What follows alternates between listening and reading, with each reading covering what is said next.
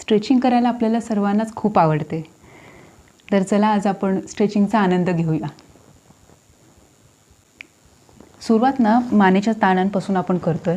आता इथे काय करायचं, दोन्ही गुडघ्यांनी पाठीला लॉक करून ठेवायचं, म्हणजे पाठीला पोक येणार नाही. खांद्यांना सरळ स्थितीत ठेवलं की मी आता जसं एका बोटाचा वापर केलेला तसा करा.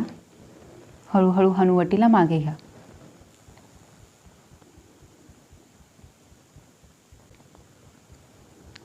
बस. आता डोकं हळूहळू खाली घेऊया.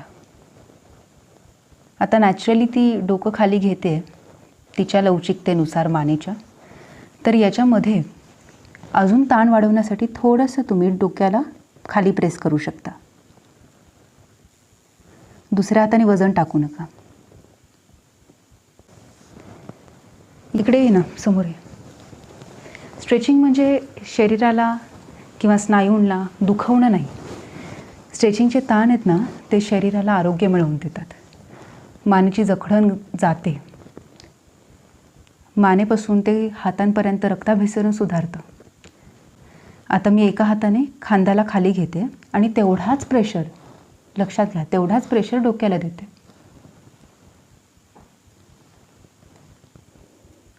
स्ट्रेचिंग घेणाऱ्याने नेहमी लक्षात ठेवायला पाहिजे समोरच्याची लवचिकता किती, ते लक्षात घेऊन केलं पाहिजे.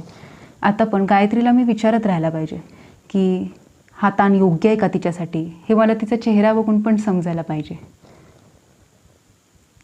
आणि अशा वेळेस मग समोरची व्यक्ती, स्ट्रेचिंग करून घेणारी व्यक्तीसुद्धा तुम्हाला सांगू शकते, गायत्री केवढं वाढवू नको. हां, असं संभाषण करत करत तुम्ही पुढे जा. बरं, आता काय कर, श्वास सोडून खांद्याला मी माझ्या एका हाताने धरून ठेवलं आहे, नाहीतर खांदा असा पुढे गेला असता. तर डोकं हलतंय ना तिचं.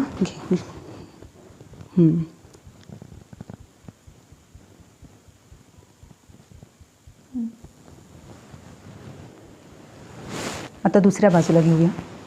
खांद्याला धरून ठेवा, हळूहळू दाब द्या.